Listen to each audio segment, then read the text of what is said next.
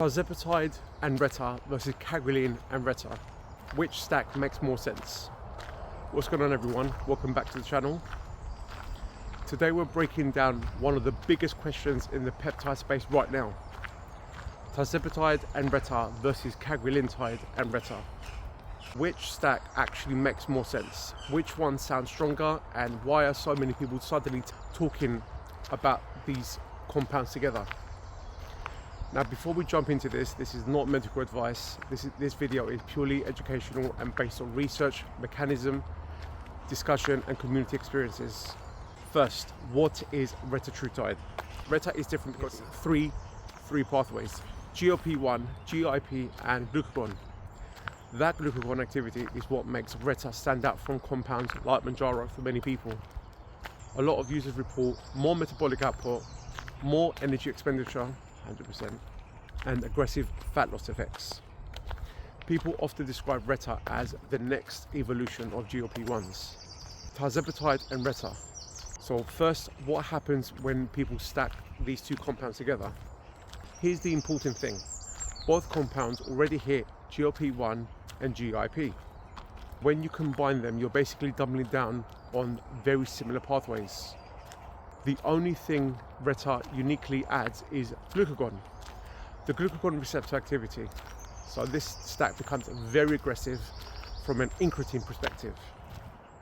People experimenting with this combo often report massive appetite suppression, food noise almost disappearing, and really strong weight loss effects, but also higher nausea and fatigue risk. Some people, this combo feels incredibly powerful, if not too powerful. That's because there's a lot of receptor overlap happening. So some people look at this stack and say you're basically stacking the same engine twice. Cagrilintide and Reta. Now this stack is where things get really interesting, because Cagrilintide works very differently. Instead of GLP-1 or GIP, Cagrilintide is an amylin analog, meaning it focuses more on satiety, fullness, slowing gastric emptying and cravings reduction, and appetite suppression.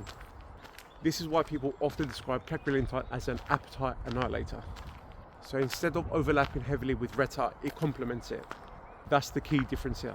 Reta may help with metabolic output, fat burning, energy expenditure, while Cagrilintide may help with fullness, food obsession, less hunger. So together, people chasing the same idea of better satiety, stronger appetite control, aggressive fat loss, and improved body composition.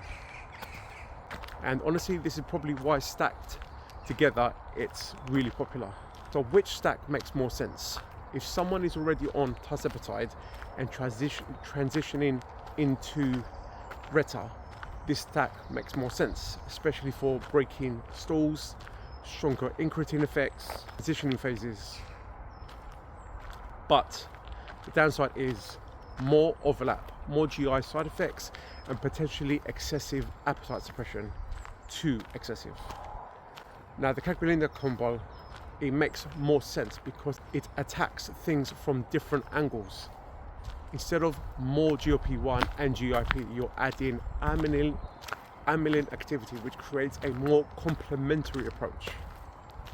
Final thoughts. Now remember, Reta is still investigational, and stacking any of these compounds together does not yet have a long-term clinical safety data.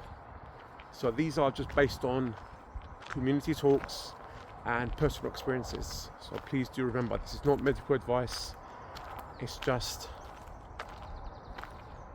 some information from a guy you don't know on the internet. If you've enjoyed this, make sure to smash the like button, subscribe for more peptide breakdowns, fat loss discussions, Reta updates, and real world experiences. And let me know in the comments, which combo do you think makes more sense?